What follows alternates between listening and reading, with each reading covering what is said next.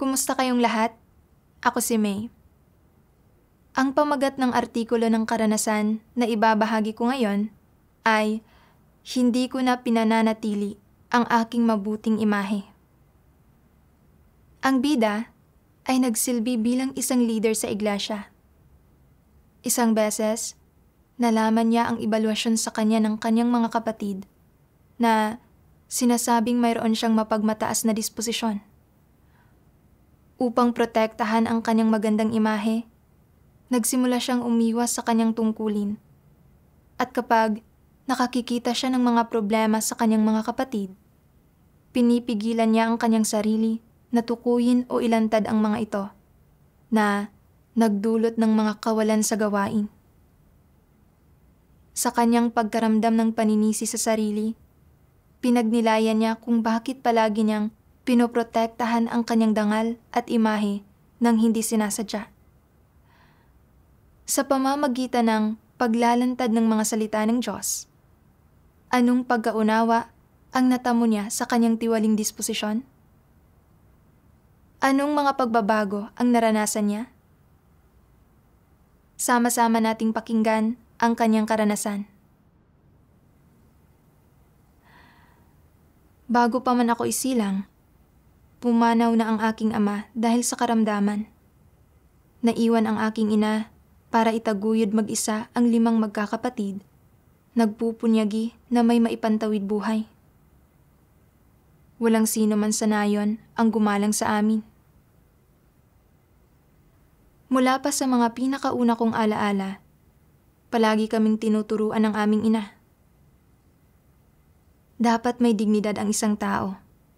Bagaman mahirap tayo, dapat manatiling mataas ang pangarap natin. Iniiwan ng tao ang kanyang pangalan saan man siya maglagi, tulad ng pagputak ng gansa saan man ito lumipad. Dapat kang mag-iwan ng mabuting pangalan sa iyong buong buhay. Kung wala kang mabuting reputasyon, ano pa ang silbi ng iyong pamumuhay? Saan ka man magpunta, dapat kang mag-iwan ng magandang impresyon sa mga tao.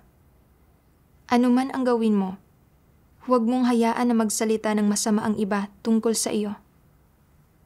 Sa halip, siguraduhin mong matatandaan ng mga tao ang iyong kabutihan. Sa ilalim ng matagalan at taimtim na paggabay ng aking ina, ang kasabihang, iniiwan ng tao ang kanyang pangalan saan man siya maglagi, tulad ng pagputak ng gansa saan man ito lumipad, ay malalim na nag-ugat sa aking puso. Ito ang naging direksyon ng aking pag-uugali at asal, at lubos kong inalala ang imahe ko sa paningin ng iba sa lahat ng aking ginawa. Naalala ko noong teenager pa lang ako, narinig kong magreklamo ang aking hipag na hindi tumutulong ang aking ina at ate sa pag-aalaga ng mga anak niya. Naisip ko na hindi ko siya dapat hayaang magsalita ng masama tungkol sa akin, sa aking likuran. Kaya kusa kong inalagaan ang mga anak niya. Nilalabhan ang mga damit ng mga ito at pinapakain ang mga ito. Kalaunan, madalas akong purihin ang aking hipag sa harap ng iba. Sinasabing, ako ang pinakamabuti sa aming pamilya. Pinuri din ako ng mga taga-nayon. Lubos akong natuwa nang marinig ang lahat ng ito. Matapos kong mag-asawa, naratay sa kama ang aking biyanan. At matapos siyang alagaan sa loob ng ilang panahon, hindi na ito kinaya ng aking katawan. Nang bisitahin ko ang aking ina, nagreklamo ako sa kanya. Pinayuhan niya ako. Kailangan mong maging mabuti sa iyong biyanan. Hindi ka dapat mag-iwan ng masamang reputasyon. Pinag-isipan ko ang sinabi ng aking ina at sinang-ayunan ko siya. Ang mabuhay ng isang habang buhay ay tunay na tungkol sa pag-iiwan ng mabuting pangalan at pag-iwas sa isang masamang reputasyon. Dapat sana ay magsasalitan kami ng 2 kong hipag sa pag-aalaga sa aking biyanan. Pero para bumuo ng isang mabuting reputasyon sa nayon, inako ko ang pag-aalaga sa kanya ng mag-isa sa loob ng 10 taon hanggang sa pumanaw siya.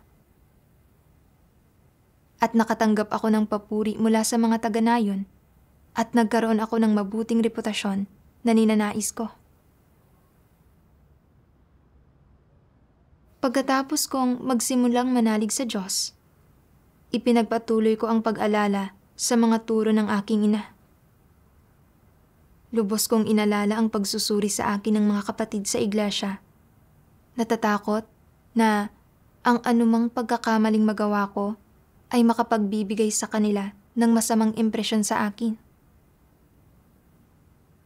Noong panahong iyon, taimtim kong hinangad ang aking pananalig. Masigasig na binabasa ang salita ng Diyos at aktibong nakikilahok sa pagbabahaginan tuwing nasa mga pagtitipon.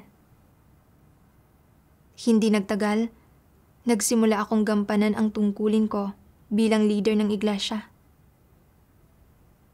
Para mapanatili ang mabuting imahe sa puso ng mga kapatid, lalo kong pinagtuunan ang pagkain at pag-inom ng mga salita ng Diyos para makita nila ako bilang isang taong nakapagbabahagi ng katotohanan at isang mahusay na leader. Sinikap ko ring panatilihin ang magagandang relasyon ko sa aking mga katrabaho. Sa tuwing humihingi sila ng tulong sa akin, ginagawa ko ang lahat para matulungan sila. Minsan, hindi sila dumadalo sa mga pagpupulong ng grupo dahil sa mga personal na usapin, o inilalapit nila sa akin ang mga hindi nalutas na suliranin at hinihingi sa akin na magbahagi para maharap ang mga problema sa halip na sila mismo ang lumutas. Inako ko rin ang mga gampaning ito. Dahil nadagdagan ang gawain, maaga akong umaalis ng bahay at gabi nang umuuwi araw-araw. Hindi ko naman talaga ginustong maging sobrang abala araw-araw. Bukod pa rito, madalas akong pigilan ng asawa ko sa paggawa ng aking mga tungkulin at palagi akong kinagagalitan pagka-uwi ko sa bahay. Kahit nakararamdam ako ng pait at pagod, palagi akong nangangako na tutulong sa aking mga katrabaho gaano man ito kahirap para mapanatili ang magandang opinyon nila sa akin. Sa tuwing may mga hinaing ang mga kapatid sa buhay nila o mga paghihirap sa mga tungkulin nila, pumupunta sila sa akin at inaalok ko sila at naghahanap ako ng ilang salita ng Diyos para makipagbahaginan sa kanila. Sa iglesia, natanggap ko ang papuri ng lahat ng kapatid.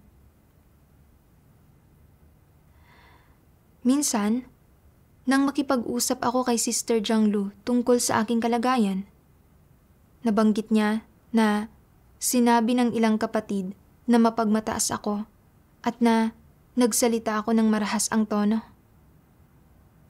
Nagulat ako at sinubukan kong hulaan kung sino ang may gayong opinyon sa akin. Habang pinagninilayan ang bawat pakikisalamuha ko sa mga kapatid, naalala ko na noong pinangasiwaan ko ang isang ulat kamakailan, nang hindi biniberipika ang mga detalye, agad-agad akong bumuo ng isang partikular na paglalarawan batay sa sarili kong mga kuro-kuro at imahinasyon, at pinilit ko ang iba na sumang-ayon dito. Talagang naging mapagmataas at palalo ako. Pero nang mapagtanto na may ganitong opinyon sa akin ang mga kapatid, medyo naging mahirap ito para sa akin na tanggapin at labis akong nanlumo. Iniisip na palagi kong inakala na napakaganda ng imahe ko sa puso ng mga kapatid.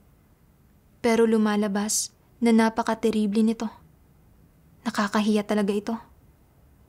Paano ko sila haharapin sa hinaharap? Sa isang iglap, parang gumuho ang mundo ko at nakaramdam ako ng matinding kabiguan.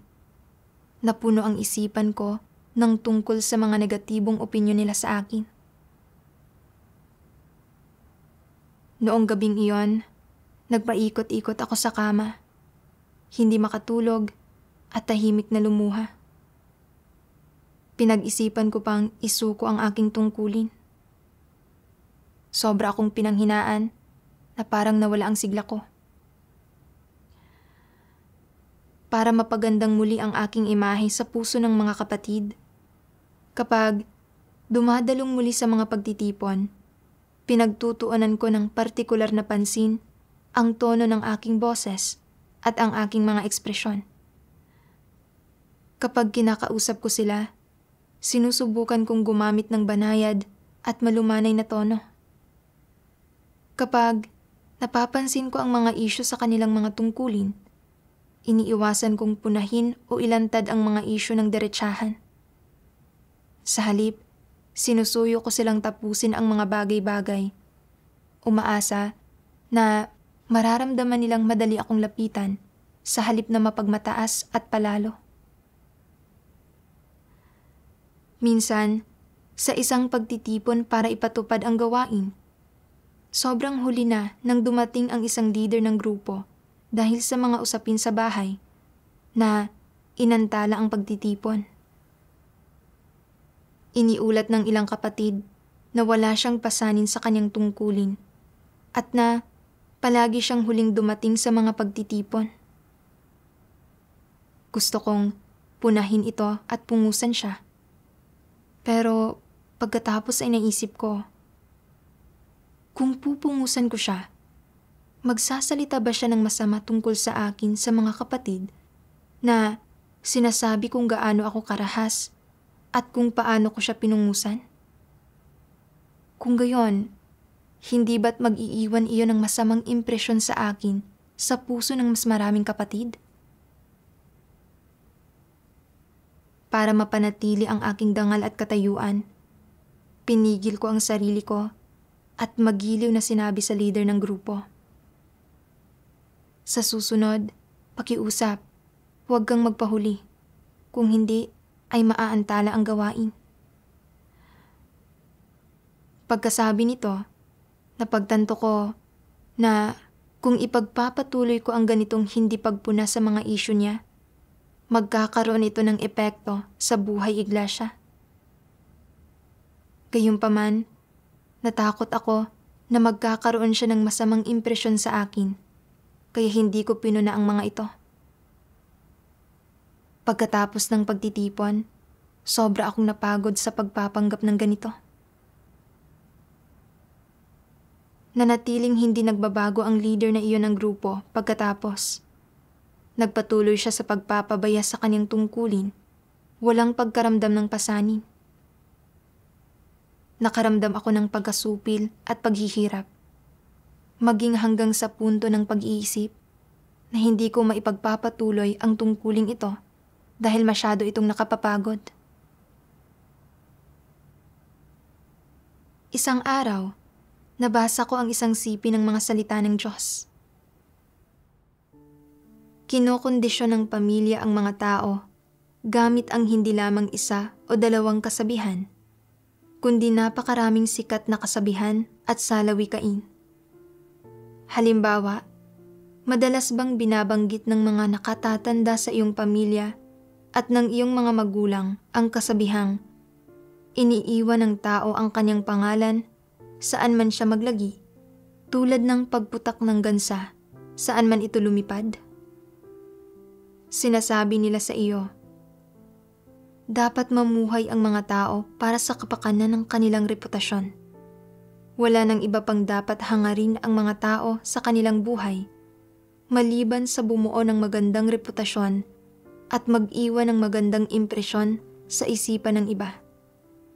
Sino man ang kausapin mo, magsabi ka sa kanila ng mga salitang magandang pakinggan.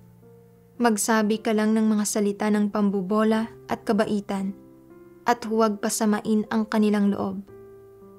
Sa halip, gumawa ka ng mas maraming kabutihan.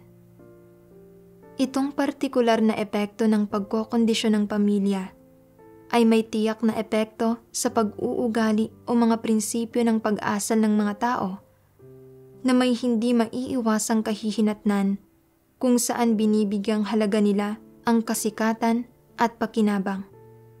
Ibig sabihin, binibigyang halaga nila ang kanilang sariling reputasyon, katanyagan, ang impresyong nililikha nila sa isipan ng mga tao, at ang ebalwasyon ng iba sa lahat ng kanilang ginagawa at bawat opinyon na kanilang ipinapahayag. Lubos na pinahahalagahan ng mga tao ang kasikatan at pakinabang. Kaya ang mga salita ng mga sikat na kasabihang iyon at mga prinsipyo sa pakikitungo sa mga bagay-bagay sa tradisyonal na kultura ay nagkakaroon ng nangingibabaw na posisyon sa kanilang puso. Tuluyan pang ang sumasakop sa kanila. Nang hindi namamalayan, itinuturing na nilang hindi mahalaga kung ginagawa ba nila ang kanilang tungkulin alinsunod sa katotohanan at mga prinsipyo, at maaari pa nga nilang talikuran ng lubusan ang gayong mga pagsasaalang-alang. Sa kanilang puso, ang mga satanikong pilosopiyang iyon at mga sikat na kasabihan ng tradisyonal na kultura, tulad ng iniiwan ng tao ang kanyang pangalan saan man siya maglagi, tulad ng pagputak ng gansa saan man ito lumipad, ay nagiging napakahalaga. Sinasakop ng mga satanikong kasabihang ito ang iyong puso, na nagiging dahilan para labis kang mag-alala sa mga ebalwasyon ng ibang tao sa iyo, lalo na sa ebalwasyon sa iyo ng mga taong pinaka-pinapahalagahan mo. Ito ay isang bagay na gusto mong malaman sa bawat sandali ng bawat araw. Hindi pinalalampas ang kahit isang detalye. Sa partikular, binibigyan ng espesyal na atensyon ng ilang tao kung ano talaga ang sinasabi ng ibang tao sa kanila kapag nakatalikod sila, hanggang sa puntong nakikinig sila ng palihim, nakikinig sa mga kalahating bukas na pinto, at panakaw pang ang sumusulyap sa kung ano ang isinusulat ng ibang tao tungkol sa kanila. Sa sandaling may bumanggit sa pangalan nila, iniisip nila na kailangan kong magmadali at pakinggan kung ano ang sinasabi nila tungkol sa akin, at kung mayroon ba silang magandang opinyon tungkol sa akin. Naku, sinabi nilang tamad ako at na gusto kong kumain ng masasarap na pagkain. Kung gayon, dapat akong magbago. Hindi ako pwedeng magpakatamad sa hinaharap. Dapat akong maging masipag. Matapos magsipag ng ilang panahon, iniisip nila, pinakikinggan ko kung sinasabi ba ng lahat na tamad ako, at tila walang nagsabi nito kamakailan. Ngunit hindi pa rin sila mapalagay, kaya't pasimple nila itong binabanggit sa kanilang mga pakikipag-usap sa mga nakapaligid sa kanila, sinasabing, medyo tamad ako. At tumutugon ang iba ng, hindi ka tamad, mas masipag ka na ngayon kaysa sa dati. Dahil dito, agad silang napapanatag, lubos na nagagalak, at gumiginhawa ang pakiramdam. Tingnan mo nga naman, nagbago na ang opinyon ng lahat sa akin. Mukhang napansin ng lahat ang pagbuti ng ugali ko. Ang lahat ng ginagawa mo ay hindi para maisagawa ang katotohanan, ni hindi para mapalugod ang Diyos. Sa halip, ito ay para sa sarili mong reputasyon. Sa ganitong paraan, ano ang nagiging matagumpay na resulta ng lahat ng iyong ginagawa? Ito ay matagumpay na nagiging isang relihiyosong gawain. Ano ang nangyari sa iyong diwa? Naging tipikal na modelo ka ng isang pariseyo. Ano ang nangyari sa landas mo? Ito ay naging landas ng mga antikristo. Ganyan ito inilalarawan ng Diyos. Kaya, ang diwa ng lahat ng iyong ginagawa ay nabahiran. Hindi na ito pareho. Hindi mo isinasagawa ang katotohanan o hinahangad ito. Sa halip ay hinahangad mo ang kasikatan at pakinabang. Sa huli, kung ang Diyos ang tatanungin, ang pagganap ng iyong tungkulin sa isang salita ay hindi pasok sa pamantayan. Bakit ganoon? Dahil nakatuon ka lamang sa sarili mong reputasyon sa halip na sa ipinagkatiwala sa iyo ng Diyos o sa iyong tungkulin bilang isang nilikha. Ano ang nararamdaman mo sa puso mo kapag nagbibigay ang Diyos ng gayong kahulugan? Na ang iyong pananampalataya sa Diyos sa lahat ng taon na ito ay naging walang saysay? Ibig bang sabihin niyon, hindi mo talaga hinahangad ang katotohanan? Mula sa mga salita ng Diyos, naunawaan ko na naimpluwensyahan ang mga tao ng kasabihang, iniiwan ng tao ang kanyang pangalan saan man siya maglagi, tulad ng pagputak ng gansa saan man ito lumipad. Partikular nilang inaalala kung ano ang tingin sa kanila ng iba. Nakatuon sila sa sarili nilang katayuan at imahe sa puso ng iba. Palaging nagsisikap sa kanilang mga salita at pagkilos para makapag-iwan ng mabuting impresyon sa iba at magkaroon ng positibong reputasyon. Hindi ko maiwasang magnilay tungkol sa aking matinding hangarin na magkaroon ng mabuting imahe sa puso ng iba. Napagtatanto na naimpluwensyahan ito ng ganitong kaisipan at pananaw. Noong bata pa ako, narinig kong magsalita ng masama ang aking hipag tungkol sa aking ina at ate.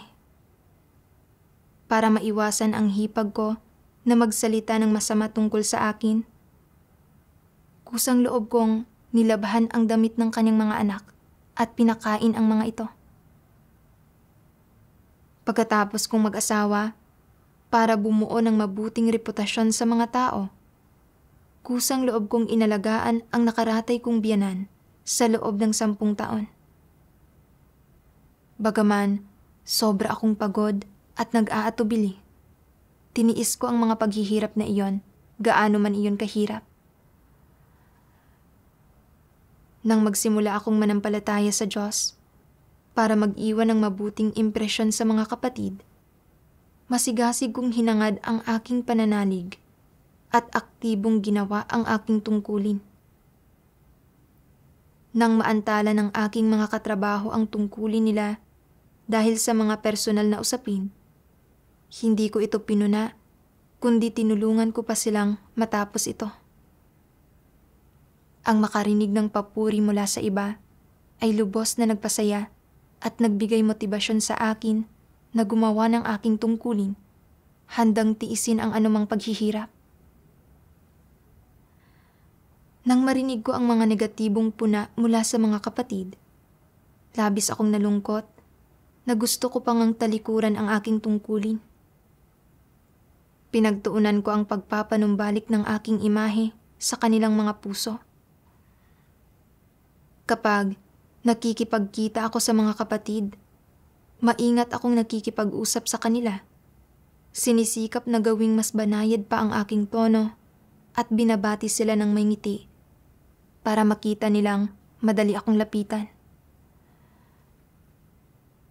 Nang makita ko na ang leader ng grupo ay madalas na nahuhuli sa mga pagtitipon at hindi responsable, dapat sana ay tinukoy at inilantad ko ang kanyang mga issue. Pero natakot ako na ang pagpupungos sa kanya ay mag-iiwan ng masamang impresyon tungkol sa akin sa puso ng iba. Kaya nagbulag-bulagan ako, binawasan ang bigat ng issue at sinabi ito sa isang mahinahon at marahang paraan para magkaroon ng magandang impresyon sa akin ang lahat. Bilang isang leader ng iglesia, nang makita ko ang mga kapatid na pabasta-bastang ginagawa ang kanilang mga tungkulin at inaantala ang gawain, dapat sana ay nakipagbahaginan ako para matulungan sila. Tinukoy ang mga issue nila at pinungusan sila. Tinulungan silang malaman ang kanilang mga issue at maitama ang mga ito agad-agad. Pero para magkaroon ang lahat ng magandang opinyon sa akin at mapanatili ko ang aking magandang reputasyon, hindi ako nag-atubiling labagin ang mga hinihingi ng Diyos para pagbigyan sila at konsintihin sila. Hindi ko talaga isinaalang-alang ang gawain ng iglesia. Paano aayon sa mga layunin ng Diyos ang paggawa ko ng tungkulin ko ng ganito? Sa pagninilay ko sa aking mga kilos, napagtanto ko kung gaano talaga kasuklam-suklam ang mga ito. Nagpatuloy akong magbasa ng mga salita ng Diyos at nagkaroon ako ng mas malalim na pagkaunawa sa aking pag-uugali. Sabi ng makapangyarihang Diyos, hindi mo hinahangad ang katotohanan. Sa halip ay binibigyan mo ng espesyal na atensyon ang sarili mong reputasyon at ang pinag-uugatan nito ay ang mga epekto ng pagkokondisyon na nagmumula sa iyong pamilya. Alin ang pinaka-nangingibabaw na kasabihang ikinondisyon sa iyo? Ang kasabihang, iniiwan ng tao ang kanyang pangalan saan man siya maglagi, tulad ng pagputak ng gansa saan man ito lumipad, ay malalim nang nakaugat sa puso mo at naging salawikain mo na ito. Naimpluwensyahan at nakondisyon ka ng kasabihang ito mula noong bata ka pa, at maging paglaki mo ay madalas mong inuulit ang kasabihang ito para maimpluwensyahan ang susunod na henerasyon ng iyong pamilya at ang mga taong nakapaligid sa iyo. Siyempre, ang mas malala pa ay pinanghawakan mo ito bilang iyong pamamaraan at prinsipyo sa pag-asal at pagharap sa mga bagay-bagay, at bilang layon at direksyon pa nga na hinahangad mo sa buhay. Ang layon at direksyon mo ay mali, kaya naman tiyak na negatibo ang huling kalalabasan. Sapagkat ang diwa ng lahat ng ginagawa mo ay para lamang sa iyong reputasyon at para lamang isagawa ang kasabihang, iniiwan ng tao ang kanyang pangalan saan man siya maglagi, tulad ng pagputak ng gansa saan man ito lumipad. Hindi mo hinahangad ang katotohanan at ikaw mismo ay hindi alam iyon. Sa tingin mo ay walang mali sa kasabihang ito dahil hindi ba't dapat mamuhay ang mga tao para sa kapakanan ng kanilang reputasyon? Tulad ng karaniwang kasabihan na iniiwan ng tao ang kanyang pangalan saan man siya maglagi, tulad ng pagputak ng gansa saan man ito lumipad. Ang kasabihang ito ay tila napakapositibo at marapat, kaya hindi mo namamalayang tinatanggap mo ang epekto ng pagkokondisyon nito at itinuturing ito bilang isang positibong bagay. Sa sandaling ituring mo ang kasabihang ito bilang isang positibong bagay, hindi mo namamalayang hinahangad at isinasagawa mo ito. Kasabay nito, hindi mo namamalayan at nalilitong na pagkakamalan mo ito bilang ang katotohanan at bilang isang katotohanang pamantayan. Kapag itinuring mo ito bilang isang katotohanang pamantayan, hindi ka na nakikinig sa sinasabi ng Diyos at hindi mo na rin nauunawaan ito. Pikit mata mong isinasagawa ang salawikaing ito. Iniiwan ng tao ang kanyang pangalan saan man siya maglagi, tulad ng pagputak ng gansa saan man ito lumipad, at kumikilos ka alinsunod dito, at sa huli, ang nakukuha mo roon ay isang magandang reputasyon. Nakamit mo ang nais mong makamit, ngunit sa paggawa nito ay nalabag at natalikuran mo ang katotohanan at nawalan ka ng pagkakataong maligtas. Ipagpalagay na ito ang huling kalalabasan. Dapat mong bitiwan at talikuran ang ideya na iniiwan ng tao ang kanyang pangalan saan man siya maglagi, tulad ng pagputak ng gansa saan man ito lumipad, na ikinondisyon sa iyo ng iyong pamilya. Hindi ito isang bagay na dapat mong panghawakan, ni hindi ito isang kasabihan o ideya na dapat mong pag-ukulan ng panghabang buhay na pagsisikap at lakas sa pagsasagawa. Ang ideya at pananaw na ito na ikinikintal at ikinokondisyon sa iyo ay mali, kaya dapat lang nabitiwan mo ito. Ang dahilan kung bakit dapat mo itong bitiwan ay hindi lamang sa hindi ito ang katotohanan, kundi dahil ililigaw ka nito at sa huli ay hahantong sa iyong pagkawasak, kaya't napakaseryoso ng mga kahihinatnan. Para sa iyo, hindi ito isang simpleng kasabihan lamang, kundi isang cancer, isang pamamalakad at pamamaraan na nagtitiwali sa mga tao. Dahil sa mga salita ng Diyos, sa lahat ng hinihingi niya sa mga tao, hindi kailanman hiniling ng Diyos sa mga tao na maghangad ng isang magandang reputasyon o maghangad ng katanyagan o gumawa ng magandang impresyon sa mga tao o magtamo ng pagsang-ayon sa mga tao o kumuha ng pahintulot mula sa mga tao. Ni hindi siya naghikayat na mamuhay ang mga tao para sa kasikatan o para mag-iwan ng magandang reputasyon. Nais lamang ng Diyos na gampanan ng maayos ng mga tao ang kanilang tungkulin at magpasakop sila sa Kanya at sa katotohanan. Sa makatwid, patungkol sa iyo, ang kasabihang ito ay isang uri ng pagkokondisyong mula sa iyong pamilya na dapat mong bitiwan. Sa pagninilay sa mga salita ng Diyos, labis akong naantig. Ang kasabihang, iniiwan ng tao ang kanyang pangalan saan man siya maglagi, tulad ng pagputak ng gansa saan man ito lumipad, ay nagdudulot talaga ng malaking pinsala sa mga tao.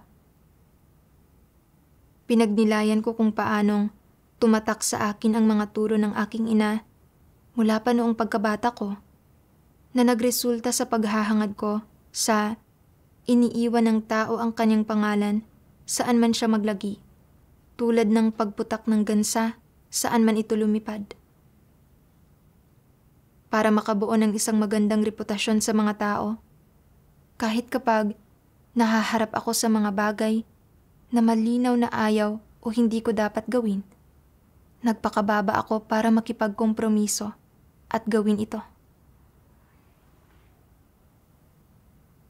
Matapos kong magsimulang manampalataya sa Diyos, itinuring ko pa rin karunungan ang kasabihang ito. Palaging inuuna ang imahe ko sa puso ng iba kaysa sa aking mga tungkulin.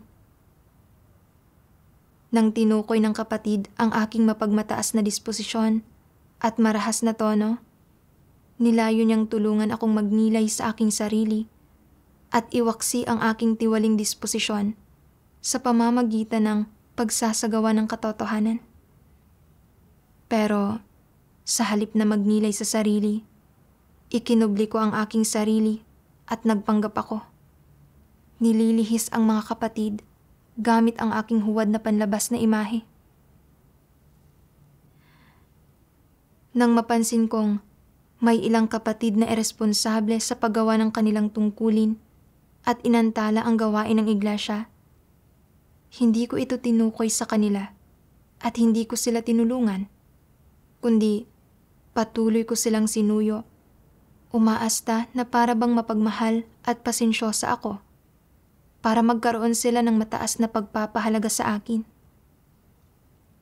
Sa totoo lang, ang lahat ng aking kilos ay pawang paimbabaw na pagpipigil at pagbabalat kayo, nagsasakatawan ng pagiging mapag-imbabaw.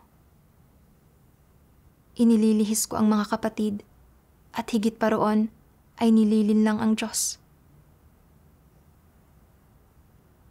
Naipaalala nito sa akin ang mga Pariseyo na sa panlabas ay tila relihiyoso, mapagpakumbaba at mapagmahal.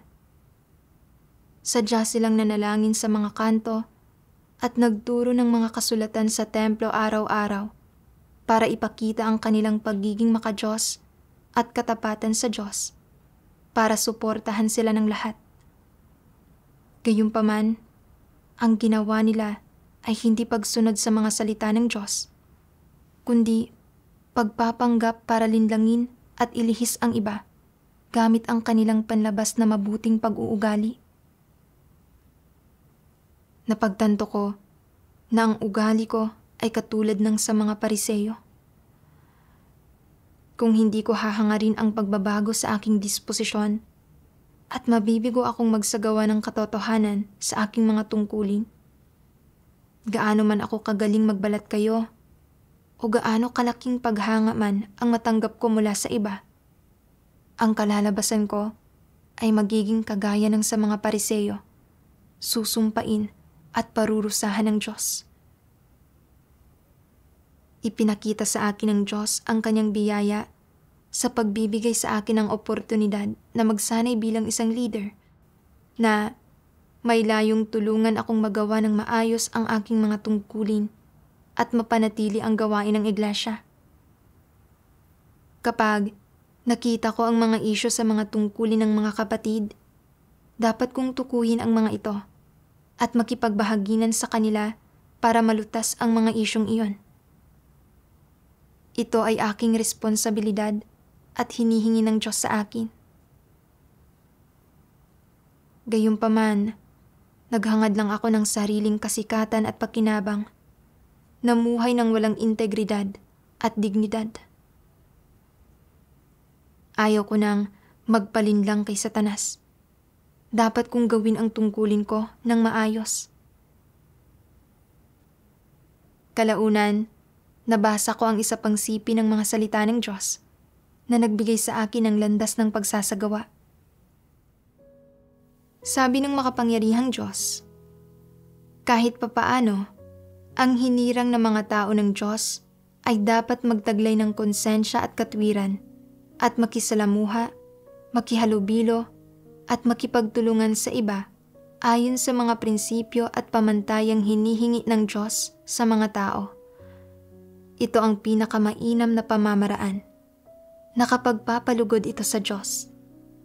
Kaya, ano ang mga katotohanang prinsipyo na hinihingi ng Diyos?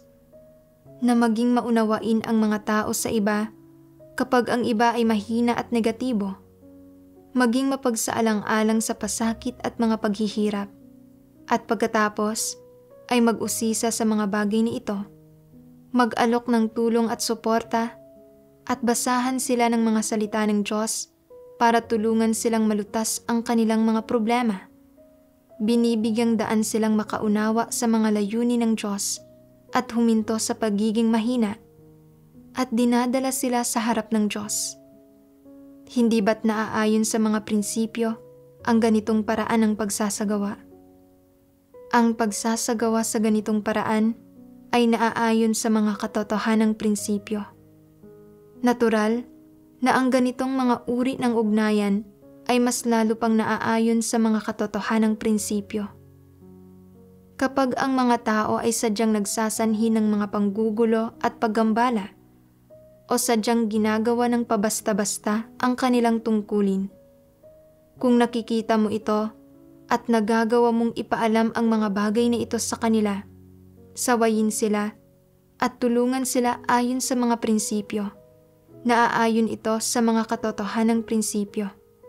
Kung magbubulag-bulagan ka, o kukonsintihin mo ang pag-uugali nila at pagtatakpan sila, at kung aabot ka pa nga sa pagsasabi ng magagandang bagay para purihin at hangaan sila, ang ganitong mga paraan ng pakikisalamuha sa mga tao, pagharap sa mga issue, at pangangasiwa sa mga problema, ay malinaw na salungat sa mga katotohanang prinsipyo at walang batayan sa mga salita ng Diyos. Kaya, ang mga paraang ito ng pakikisalamuha sa mga tao at pagharap sa mga issue ay malinaw na diwasto, at talagang hindi ito madaling matuklasan kung hindi hihimayin at kikilatisin ang mga ito ayon sa mga salita ng Diyos. Mula sa mga salita ng Diyos, naunawaan ko na hinihingi ng Diyos sa mga tao na makitungo sa isa't isa ayon sa mga katotohanang prinsipyo. Kapag nakikitang negatibo, mahina, o may mga pagkukulang ang mga kapatid, dapat tayong makipagbahaginan para tulungan sila ng may pagmamahal, para maunawaan nila ang mga layunin ng Diyos, pagnilayan at makilala ang mga isyu nila at makausad sa kanilang buhay pagpasok. Kung may isang tao na may problematikong saloobin sa kanyang mga tungkulin, nagdudulot ng mga pagkagambala, panggugulo, at pagkaantala sa gawain, dapat natin siyang ilantad at pungusan ayon sa mga prinsipyo. Hindi tayo dapat magbulag-bulagan para mapanatili ang ating sariling dangal at katayuan. Halimbawa, noong madalas na nahuhuling dumating ang leader ng grupo sa mga pagtitipon at naaapektuhan nito ang buhay iglesia, dapat ay pinungusan, inilantad at hinimay ko siya.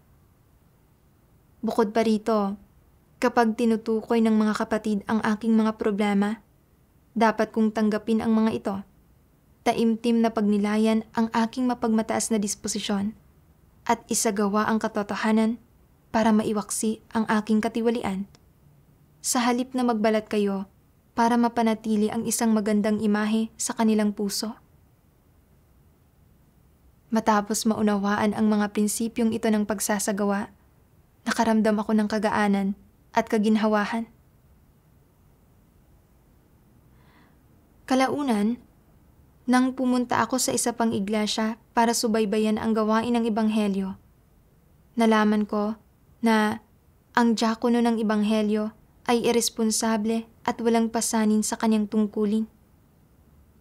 Mapanlaban pa nga siya ng pangasiwaan at subaybayan ng mga leader ng iglesia ang kanyang gawain.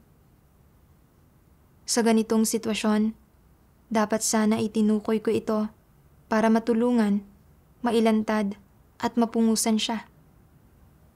Gayunpaman, naisip ko na iyon ang unang pagkakataon na dadalo ako sa pagtitipon doon.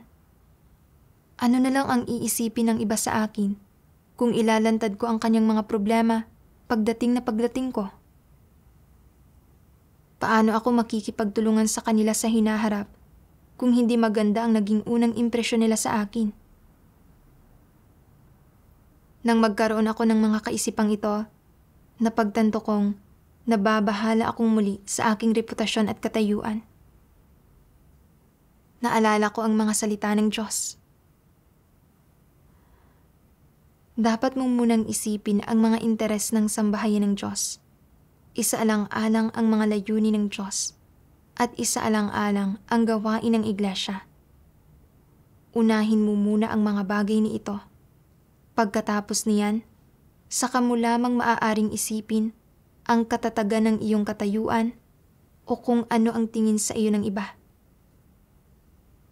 Nang pag-isipan ko ang mga salita ng Diyos, naunawaan ko na sa anumang sitwasyon, dapat kong unahin ang mga interes ng iglesia.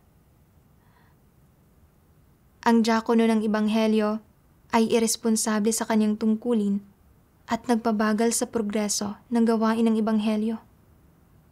Bukod pa rito, tumanggi siyang tumanggap ng pangangasiwa. Kung hindi ko pupunahin ang mga isyu niya, aantalain ito ang gawain ng Ebanghelyo at walang magiging kapakinabangan sa kanyang buhay pagpasok. Hindi ko na pwedeng ipagpatuloy ang pagpapanatili ng aking imahe at katayuan sa puso ng iba. Ano man ang maging tingin sa akin ng kapatid, kailangan kong isagawa ang katotohanan at pangalagaan ang mga interes ng iglesia.